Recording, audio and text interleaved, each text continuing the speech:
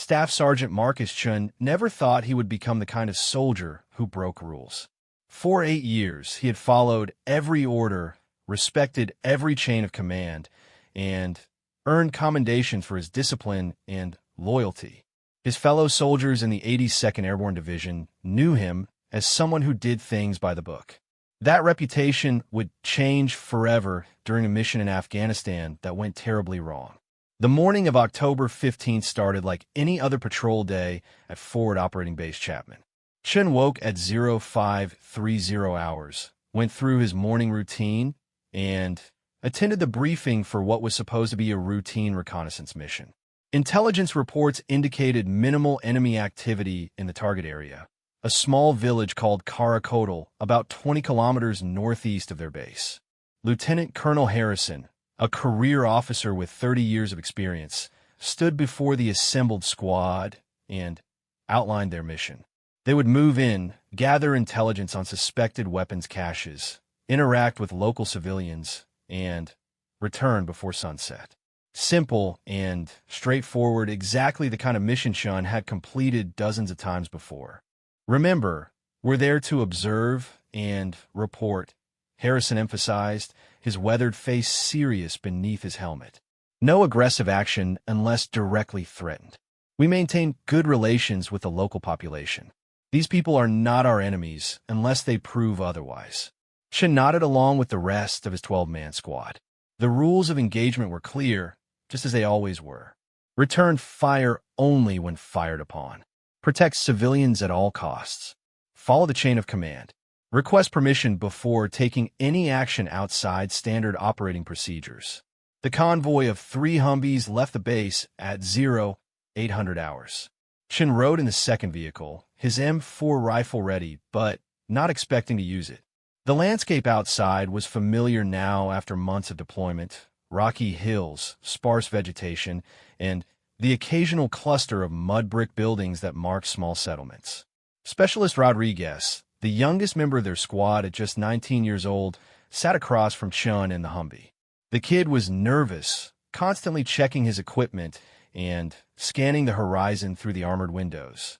Chun had taken Rodriguez under his wing during their deployment, teaching him the subtle skills that kept soldiers alive in hostile territory. First time in this sector, Rodriguez? Chun asked, keeping his voice calm and professional. Yes, Sergeant.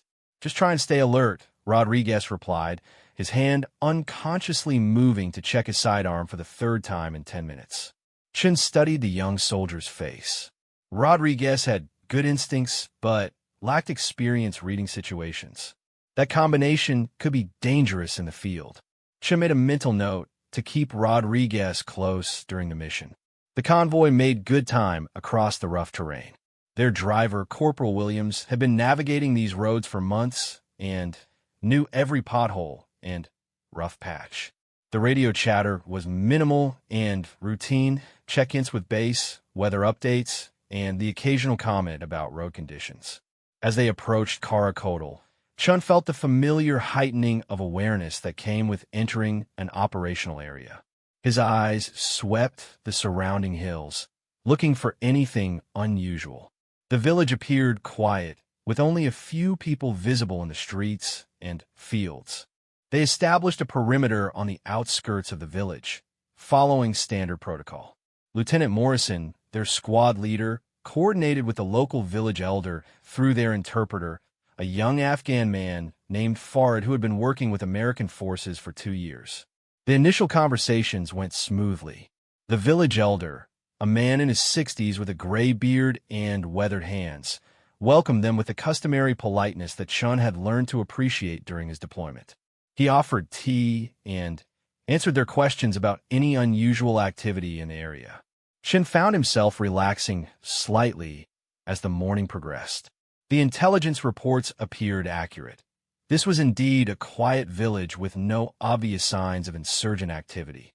Children played in the dusty streets.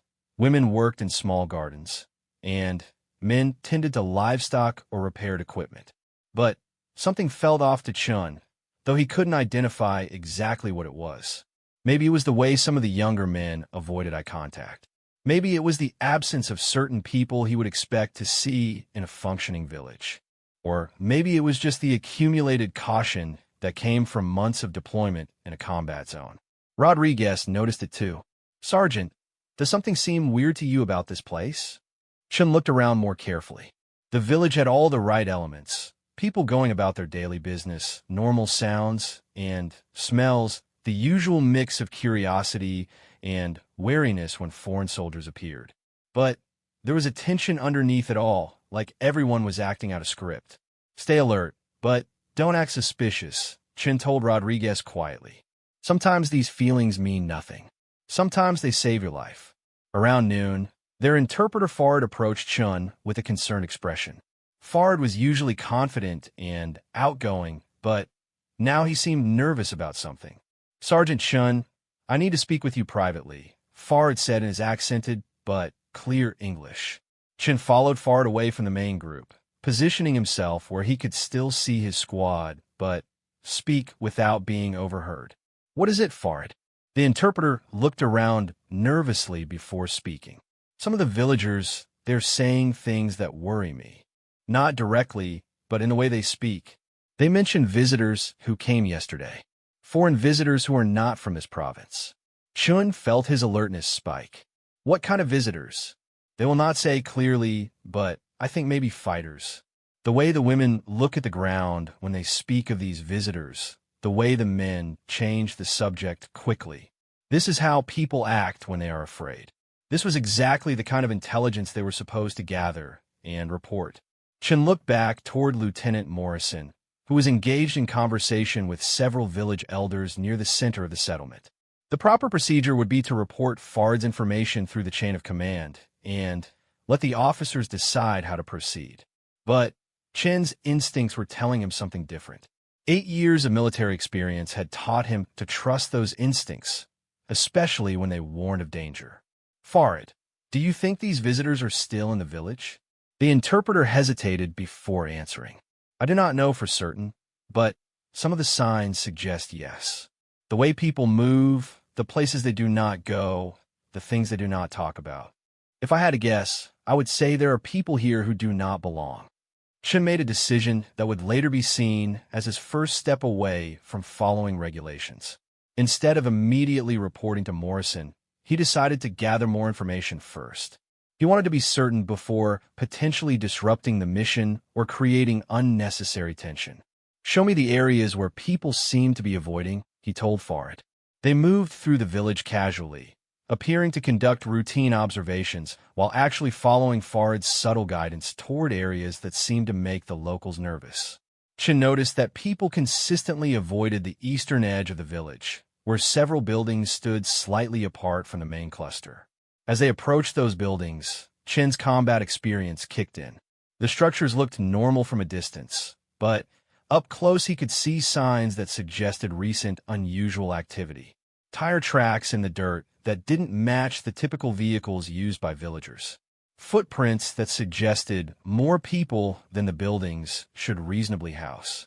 Most telling were the small details that civilians might miss, but that stood out to a trained soldier. Cigarette butts of a brand not commonly sold in the local area. Fresh scratches on a door frame that suggested heavy equipment being moved through. The faint smell of gun oil that seemed out of place in a farming village. Chin was now faced with a decision that would define the rest of his military career and possibly save or cost lives. Military protocol required him to report his observations to Lieutenant Morrison and await orders. The chain of command existed for good reasons. It prevented individual soldiers from making decisions that could have far-reaching consequences. But Chin's experience told him they might be walking into a trap. If hostile fighters were indeed hiding in the village, they would likely be watching the American patrol and planning an ambush or attack. Every minute that passed could bring them closer to danger. The safe, regulation-compliant choice would be to report his suspicions and let the officers handle the situation. The risky choice would be to take initiative and investigate further before potentially putting his entire squad in danger. Chun looked back toward his squad, scattered throughout the village in standard formation. Rodriguez was visible near the main group, following orders and staying alert. Morrison was still engaged in conversations with village leaders, gathering the information they had officially come to collect. None of them seemed aware of the potential threat that Sean was beginning to perceive. If he was wrong about the danger, breaking protocol would damage his career and potentially create diplomatic problems with the local population. If he was right and did nothing, people might die. Fard watched Chin's face carefully. The interpreter had worked with enough American soldiers to recognize the look of someone making a difficult decision. "What are you thinking, Sergeant?" Fard asked quietly. Chin took a deep breath and made his choice. "I'm thinking we need to know what's in those buildings before something bad happens." It was a decision that would set in motion a chain of events that would test every principle Chun believed in about duty, loyalty, and survival.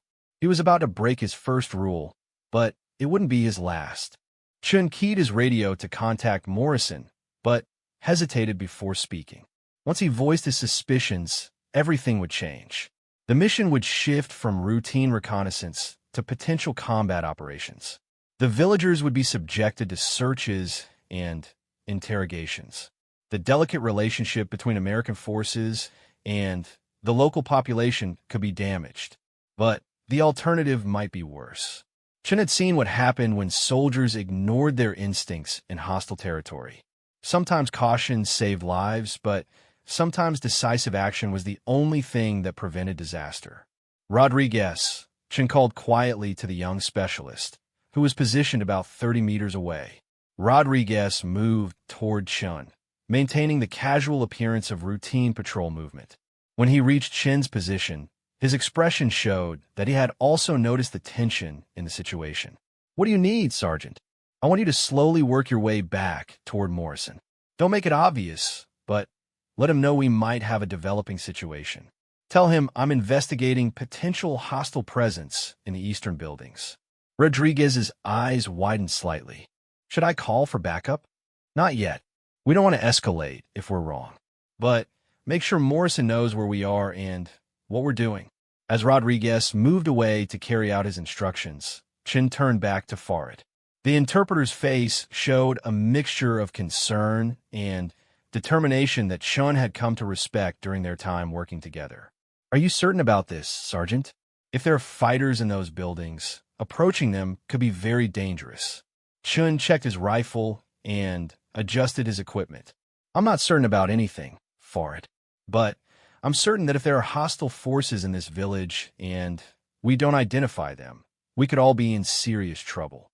They began moving toward the eastern buildings, maintaining the appearance of routine patrol activity. Chin's training took over, and he found himself automatically scanning for cover positions, escape routes, and potential firing positions. The habits developed through years of training and deployment operated below conscious thought. The first building they approached was a single-story structure with small windows and a heavy wooden door. Like most buildings in the village, it was constructed of mud brick and appeared to be a simple residence. But Chin's trained eye noticed details that suggested otherwise. The door showed recent wear around the lock mechanism, as if it had been opened and closed frequently. The ground near the entrance was more compacted than it should be for a typical family dwelling. Most significantly, Chin could detect the faint sound of voices from inside, speaking in hushed tones. Chun and Fard positioned themselves where they could observe the building without being easily seen from inside. The voices became clearer, though Chin couldn't understand the language being spoken. Fard listened intently, his expression growing increasingly serious. "What are they saying?" Chun whispered. "They're speaking Pashto, but not the local dialect," Fard replied quietly. "They are discussing weapons and timing. I heard someone mention the American patrol." Chun felt his heart rate increase. His suspicions were being confirmed, but the confirmation brought no satisfaction, only the realization that his squad was potentially in immediate danger. At that moment, Chun faced the decision that would define everything that followed. Military protocol demanded that he immediately withdraw, report the threat, and await orders from his superiors. The chain of command existed precisely to handle situations like this one. But Chin's combat experience told him they might not have time for proper procedures. If hostile fighters were in the village and aware of the American patrol, they might already be preparing an attack. Every minute spent following protocols could be a minute closer to disaster. Chen made his second rule-breaking decision of the day. Instead of withdrawing to report the threat, he decided to gather more intelligence about the immediate danger to his squad. He motioned for Fard to move closer to the building. If they could determine how many fighters were inside and what weapons they possessed, that information could be crucial for the squad's survival. As they crept closer to the building, Chen's radio crackled with Morrison's voice. "Chen, Rodriguez says you're investigating a potential threat. What's your status?" Chen hesitated before responding. If he reported what he had found, Morrison would order him to withdraw immediately. But Chen wasn't convinced they had enough information to properly assess the threat level. "Still gathering intelligence, sir. We'll report findings shortly." It was not quite a lie, but it was not the full truth either. Chen was continuing to investigate when proper procedure would have been to report and withdraw immediately. Fard had positioned himself near a small window where he could hear more clearly. He listened for several minutes before returning to Chen with information that confirmed their worst fears. "There are at least 6 men inside," Fard reported quietly. "They have automatic weapons and are planning to attack the patrol when it moves to leave the village. They know your route and timing." Chen felt the weight of command responsibility settling on his shoulders. He now had information that could save his squad's lives, but obtaining that information had required him to disobey orders and put himself and Fard in danger. The ethical dimensions of his situation were complex. He had broken military protocol, but potentially in service of protecting his fellow soldiers. He had acted without authorization, but in response to a genuine threat that his superiors hadn't recognized. Chen's radio crackled again. "Chen, I need your location and status immediately." Morrison's voice carried the tone of a commanding officer who was becoming concerned about a subordinate's actions. Chen knew he was approaching the point where his behavior would be seen as insubordination rather than initiative. But he also knew that his squad was walking into an ambush, and standard procedures might not be fast enough to prevent casualties. Chen keyed his radio and made his third rule-breaking decision of the day. "Sir, I have confirmed hostile presence in the village. At least 6 armed fighters are planning an ambush of our patrol. They know our route and timing. Recommend immediate tactical adjustment." There was a long silence on the radio before Morrison's voice returned, tight with controlled anger and concern. "Chen, did you engage the enemy?" "Negative, sir. Gathered intelligence only. Fall back to the rally point immediately. Do not take any further action without direct orders." Chen acknowledged the order, but as he and Fard began to move away from the building, they heard increased activity from inside. Voices became more urgent, and there were sounds of movement and equipment being prepared. The fighters had apparently noticed the American soldiers near their position and were accelerating their timeline. Chen realized that his investigation might have triggered the very attack he had hoped to prevent. By getting too close to the enemy position, he might have forced them into immediate action rather than giving his squad time to prepare or withdraw safely. His radio burst to life with Morrison's voice, now carrying unmistakable urgency. "All units, we have multiple armed individuals moving toward our positions. Prepare for contact." Chen could see his squad members throughout the village beginning to react to Morrison's warning, taking defensive positions and preparing their weapons. But they were scattered across the village in a reconnaissance formation, not positioned for combat. The situation was developing exactly as Chen had feared. His squad was about to face a coordinated attack while dispersed and unprepared. The intelligence he had gathered could help them survive, but only if they could consolidate their positions and coordinate their response. Chen looked at the scattered positions of his fellow soldiers and realized that following orders now might result in casualties or worse. His squad needed someone to take decisive action, even if that action violated every rule of military conduct he had been trained to follow. For the third time that day, Staff Sergeant Marcus Chun made a choice that prioritized the survival of his soldiers over strict adherence to military protocol. But this time, his decision would put him in direct opposition to his commanding officer's orders and potentially change the course of his entire military career. The sounds of automatic weapons fire began to echo across the village, and Chin knew that the time for following rules had passed. Now it was time to break every rule necessary to keep his soldiers alive.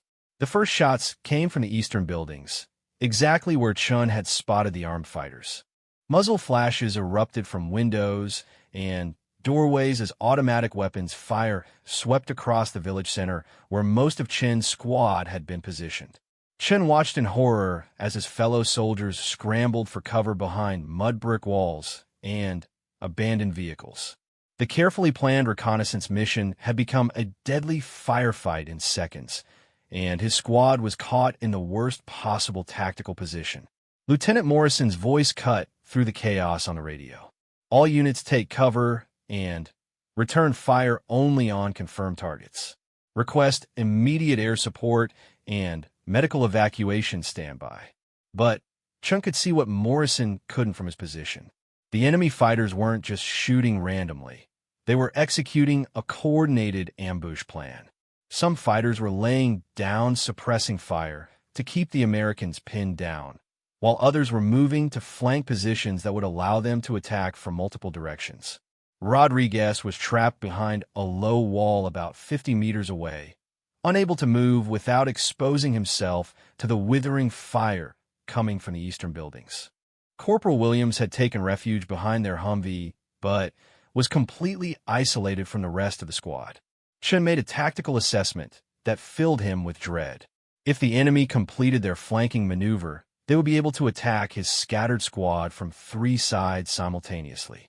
Standard military doctrine called for consolidating positions and establishing interlocking fields of fire, but his squad couldn't move to better positions while under such intense fire. Morrison's voice came through the radio again, maintaining the calm professionalism that Chun had always respected. "Chun, what's your status and position?" Chun looked at his current location near the eastern buildings where he had discovered the enemy force. He was actually in the best position of anyone in the squad to disrupt the enemy's plan, but doing so would require him to act independently and aggressively.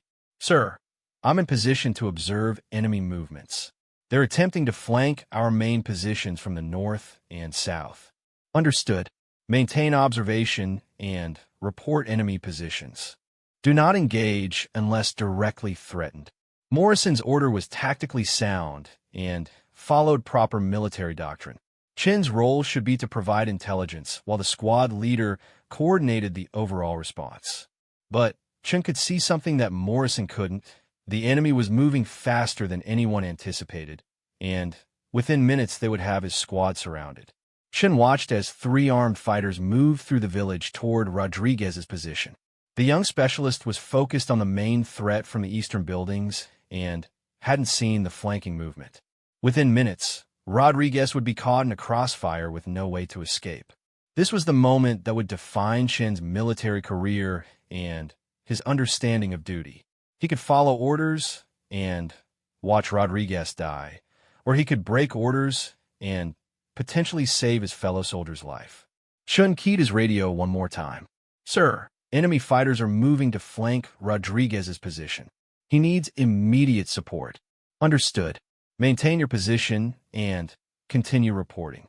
I'm coordinating with air support for suppression."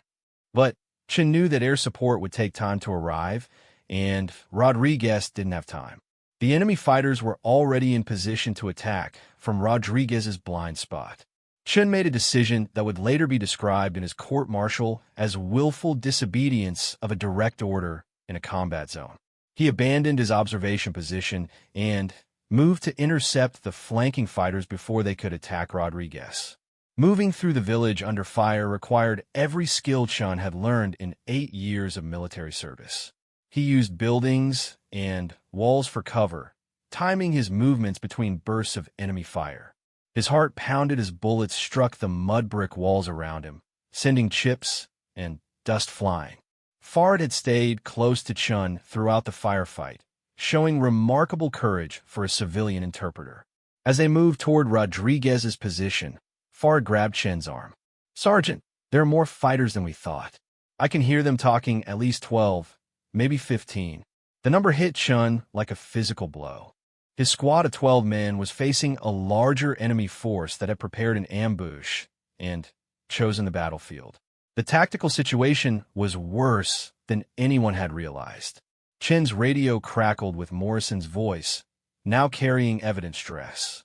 "Chun, report your position immediately." Chun hesitated before responding. If he revealed that he had left his observation post to help Rodriguez, Morrison would order him back immediately. But Rodriguez was about to be killed, and Chun was the only one in position to prevent it. "Moving to support Rodriguez, sir. Enemy flanking movement imminent." The silence on the radio stretched for several seconds before Morrison's voice returned, cold with controlled anger. "Chun, you are ordered to maintain observation.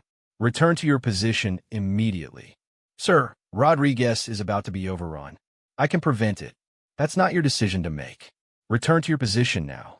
Chun looked ahead and saw the 3 enemy fighters moving into final position to attack Rodriguez. The young specialist was still focused on the main threat and completely unaware of the flanking attack developing behind him. Chun faced the defining moment of his military career. He could obey Morrison's direct order and watch Rodriguez die, or he could continue his disobedient action and potentially save his fellow soldier's life. Chun chose Rodriguez. He moved the final 20 meters to intercept the flanking fighters, positioning himself where he could engage them before they reached Rodriguez's position. As he settled into a firing position behind a low stone wall, Chun realized he was about to engage enemy forces without authorization, in direct violation of his commanding officer's orders. The 3 fighters came into his sight picture exactly as he had predicted. They were moving cautiously but confidently, clearly believing they had achieved tactical surprise. Their attention was focused on Rodriguez's position, and they hadn't noticed Chen's movement. Chen took careful aim at the lead fighter and squeezed the trigger. The shot was clean and precise, dropping the first enemy fighter immediately. The other 2 fighters spun toward Chen's position, their surprise evident as they scrambled to identify this new threat. Chen's second shot took down the second fighter before he could bring his weapon to bear. The third fighter managed to fire several shots in Chen's direction, forcing him to take cover, but the flanking attack on Rodriguez had been broken. Rodriguez, alerted by the gunfire behind his position, was able to turn and engage the remaining flanker.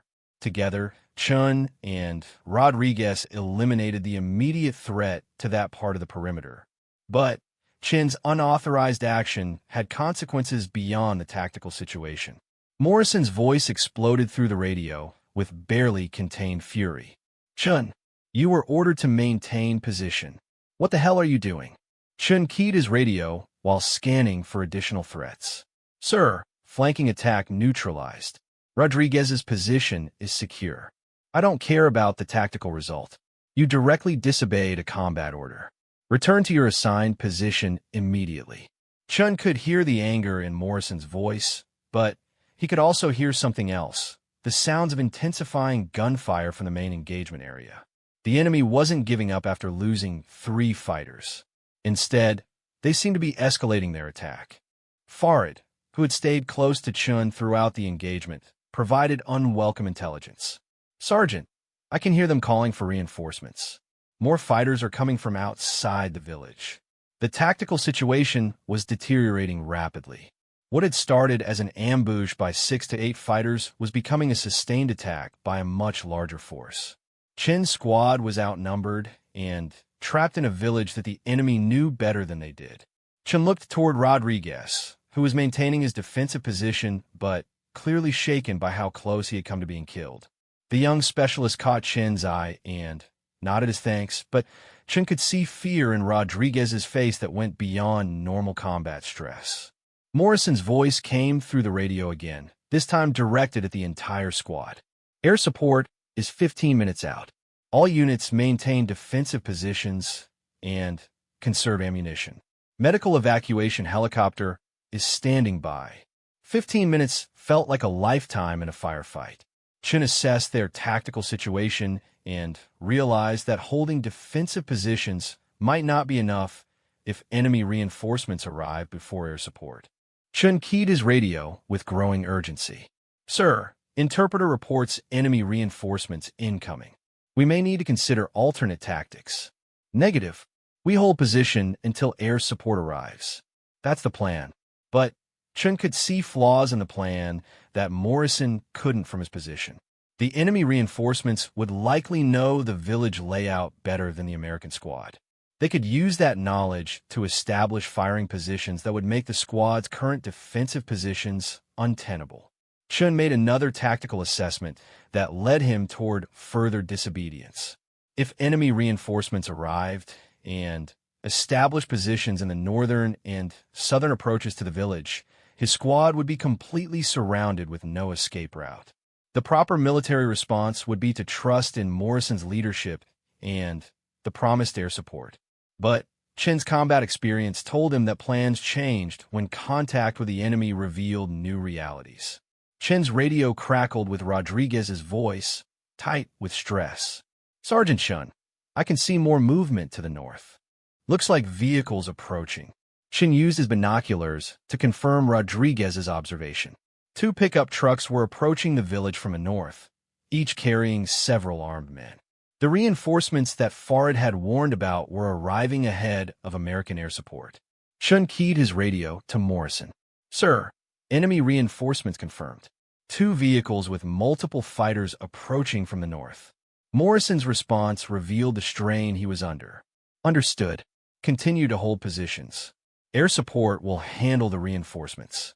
But Chen could see that the reinforcements would arrive and deploy long before air support could engage them. Once they established positions, the tactical situation would become desperate for his squad.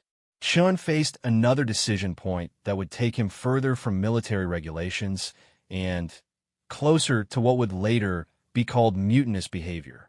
He could continue following Morrison's orders and hope that air support arrived in time, or he could take independent action to prevent the tactical situation from becoming hopeless.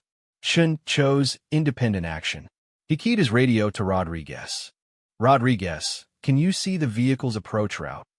"Yes, Sergeant. They're using the dirt road that approaches the northern edge of the village." Chen studied the terrain between his position and the northern approach route. If he could position himself where the reinforcements would enter the village, he might be able to disrupt their deployment and buy time for air support to arrive. But doing so would require him to abandon his current position and move across open ground while under fire. Worse, it would mean acting completely independently of Morrison's tactical plan. Chen's radio crackled with Morrison's voice, addressing the entire squad. "All units, enemy reinforcements approaching from the north. Maintain defensive positions. Do not expose yourselves to engage the vehicles." Morrison's order was tactically sound for a conventional defensive engagement, but Chen could see that conventional tactics might not be sufficient against an enemy that outnumbered them and knew the terrain better. Chen made his most significant rule-breaking decision yet. He decided to abandon his position and move to intercept the enemy reinforcements, despite Morrison's direct order to maintain defensive positions. "Farid, are you willing to move with me to the northern approach?" The interpreter looked at Chen with a mixture of fear and determination. "Yes, Sergeant. What do you need me to do?" Chen outlined his plan quickly.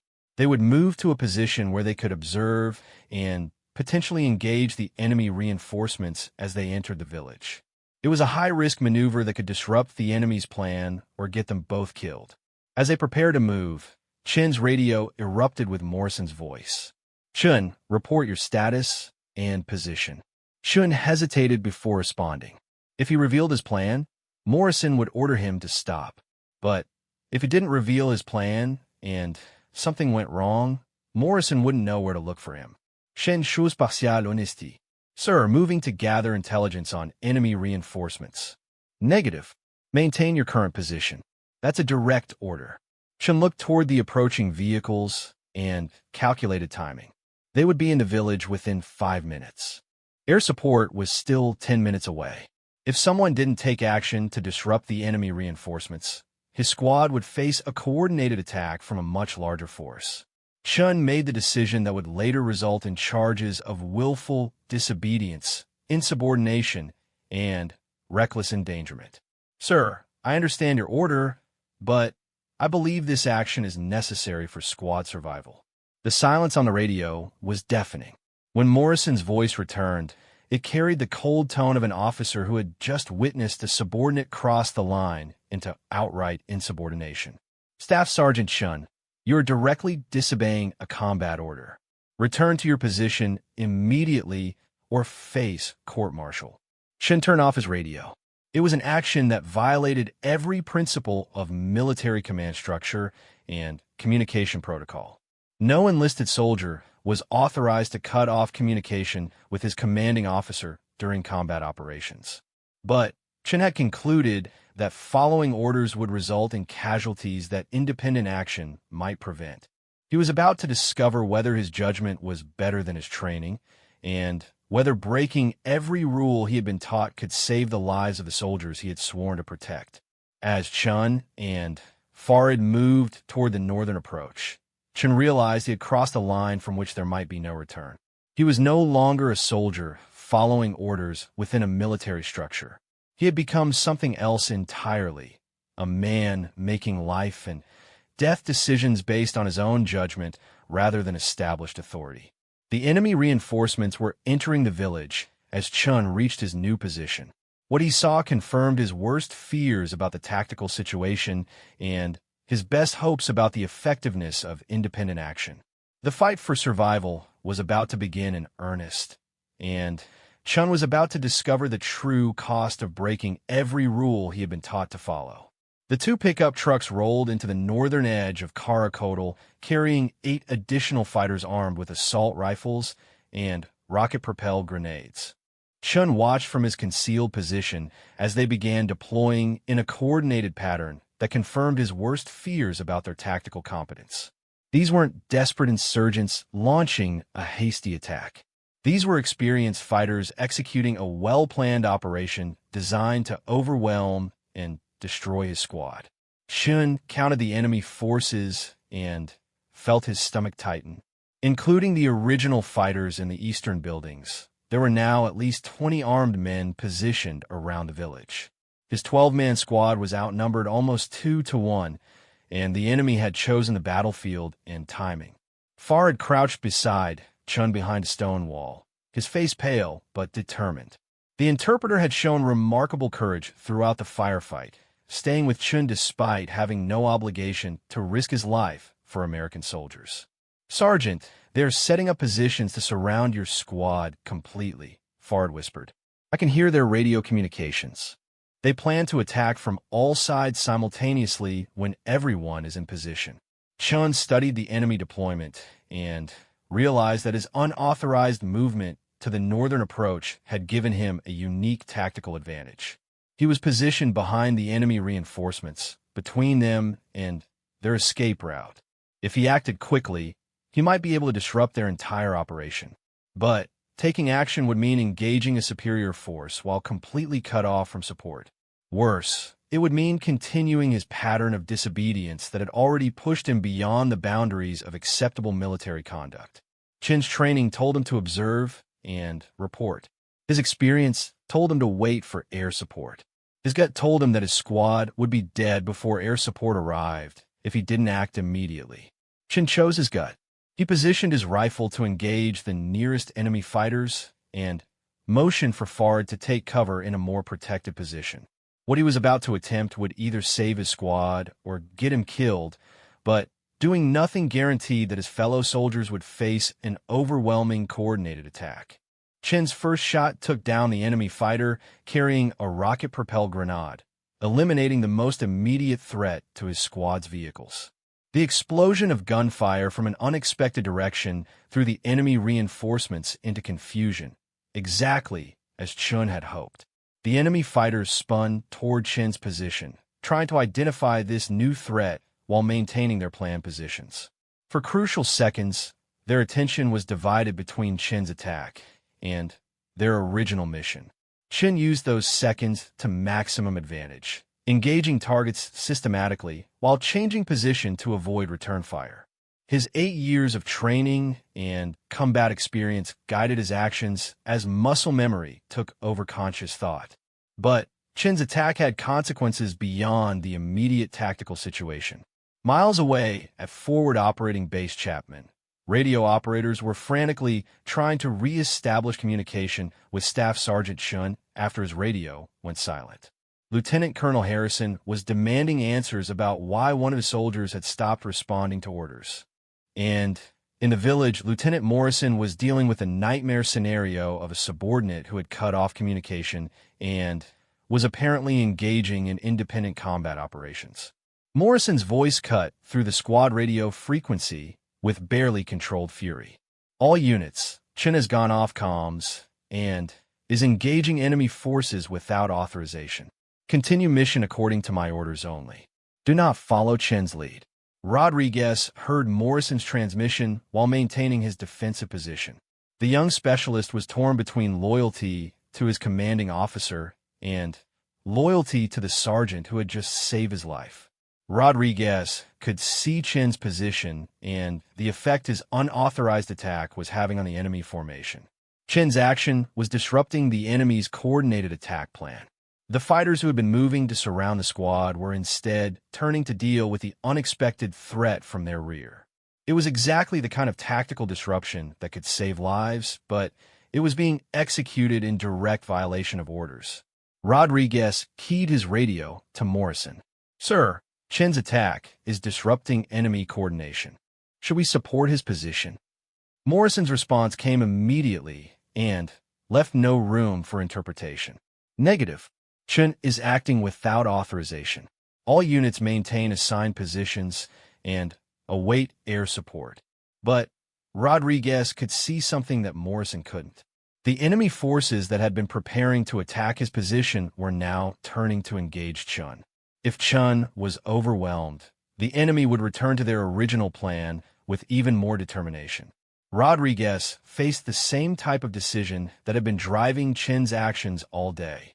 Follow orders and hope for the best, or take independent action based on tactical assessment. Rodriguez chose Chin. The young specialist abandoned his defensive position and moved to support Chin's attack on the enemy reinforcements. It was a decision that would later result in his own court-martial, but Rodriguez had concluded that Chin's survival was essential to the squad's survival. Rodriguez's movement triggered a cascade of similar decisions throughout the squad. Corporal Williams saw Rodriguez moving to support Chun and made his own assessment of the tactical situation. Despite Morrison's orders, Williams also abandoned his assigned position to join the attack on enemy reinforcements. Within minutes, half of Chin's squad had disobeyed Morrison's direct orders to maintain defensive positions. They were executing a coordinated assault on enemy positions without authorization from their commanding officer. The tactical results were undeniably effective. The enemy's planned coordinated attack dissolved into a confused defensive action as American soldiers attacked from multiple directions. Enemy fighters who had been preparing to overwhelm isolated defensive positions found themselves under assault by a mobile American force. But the military implications were catastrophic. An entire squad was effectively in mutiny against their commanding officer during active combat operations. The chain of command had completely broken down, and soldiers were making independent tactical decisions based on their own judgment rather than orders. Morrison's radio calls became increasingly desperate as he watched his squad fragment and his tactical plan collapse. All units returned to assigned positions immediately. This is a direct order. Air support is 3 minutes out. But Chin's radio remained silent, and half his squad was now committed to Chin's unauthorized assault. Morrison faced a command crisis unlike anything in his military career. His soldiers had stopped following orders in the middle of a firefight. Chun was unaware of the military crisis his actions had created. His attention was focused entirely on the tactical situation and keeping his fellow soldiers alive. As Rodriguez and Williams joined his attack, Chun felt a surge of gratitude and guilt. He was grateful for their support, but guilty about the military careers he might be destroying. The combined assault by Chun, Rodriguez, and Williams achieved what Chun had hoped for. The enemy reinforcements were eliminated or scattered, and their planned coordinated attack never materialized. But the cost was measured in more than enemy casualties. The sound of approaching aircraft finally provided the air support Morrison had been counting on. Apache attack helicopters appeared over the village and began engaging remaining enemy positions with devastating effect. The tactical situation that had seemed desperate minutes earlier was now under control. Enemy fighters were either dead, wounded, or fleeing. The immediate threat to Chin's squad had been eliminated. But as the sound of gunfire faded across Karakotl, a different kind of reckoning was beginning. Chin turned his radio back on and immediately heard Morrison's voice, cold with military authority. Staff Sergeant Chun, report to my position immediately for debriefing. Chin knew that the word debriefing was military courtesy covering what would actually be the beginning of his court-martial process. He had saved lives through his actions, but he had done so by violating fundamental principles of military discipline and chain of command. Chun made his way back through the village toward Morrison's position, passing the bodies of enemy fighters and the scattered equipment of interrupted combat. The village that had seemed so peaceful 12 hours earlier was now scarred by battle, and Chin's military career was about to be scarred by the consequences of his decisions. Rodriguez and Williams were also moving toward Morrison's position, their faces showing the mixture of satisfaction and apprehension that came from successful combat operations undertaken in violation of orders. When Chun reached Morrison's position, he found his commanding officer standing rigid with controlled anger beside their radio operator. Morrison's face showed none of the relief that should have accompanied a successful end to combat operations. Staff Sergeant Chun, you are relieved of all duties pending investigation of your conduct during this engagement. Morrison said formally. You will surrender your weapon and remain under escort until we return to base. Chun unloaded his rifle and handed it to Morrison, along with his sidearm and ammunition. The ritual of being relieved of duty felt surreal after the intensity of combat, but Chun understood the necessity of military discipline even when he had chosen to violate it. Sir, I request that any charges be filed against me alone.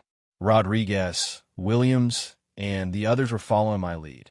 Morrison's expression softened slightly at Chin's attempt to protect his fellow soldiers. That's not your decision to make, Sergeant. There will be a full investigation of everyone's actions today.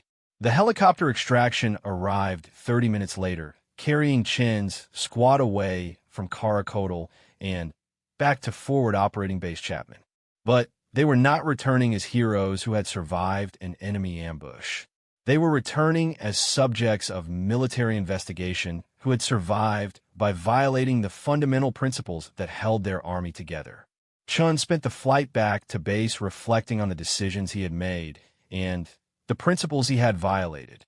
He had saved lives, including possibly his own, but he had done so by abandoning the military discipline that had defined his entire adult life. The investigation that followed would last 3 weeks and examine every aspect of the engagement at Karakotl. Military lawyers would analyze radio transcripts, interview witnesses, and debate the legal and ethical implications of Chin's actions. The central question was whether Chin's violation of orders was justified by the tactical situation and the lives potentially saved. Military law was clear about the duty to obey lawful orders, but it also recognized exceptional circumstances where higher duties might take precedence. Chin's court-martial became a landmark case in military law, examining the tension between individual judgment and institutional authority during combat operations. Legal experts debated whether Chin's actions represented heroic initiative or dangerous insubordination. The testimony revealed the complexity of command decisions under pressure and the difficulty of maintaining discipline while adapting to rapidly changing tactical situations. Morrison testified about the importance of maintaining chain of command even when subordinates disagreed with tactical decisions. Chin testified about his assessment of the threat and his conclusion that following orders would result in casualties that independent action could prevent. He accepted full responsibility for his decisions while defending their tactical necessity. Rodriguez, Williams, and the other soldiers who had supported Chin's unauthorized assault testified about their own decision-making processes and their belief that Chin's actions had saved their lives.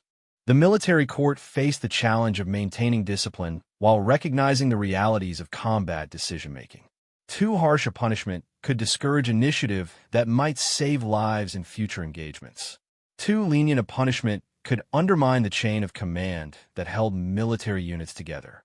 Chin was ultimately found guilty of willful disobedience of orders and conduct unbecoming a non-commissioned officer. However, the court recognized the exceptional circumstances of the engagement and the lives potentially saved by his actions. His sentence was reduction in rank, forfeiture of pay, and administrative discharge from the military. It was severe enough to maintain military discipline, but lenient enough to acknowledge the moral complexity of his situation. Rodriguez and Williams received administrative punishments for their roles in the unauthorized assault, but they were allowed to continue their military careers with notations in their records about the incident. Chin's military career ended not with the honor he had hoped for, but with the knowledge that he had placed the lives of his fellow soldiers above his own career prospects and military standing.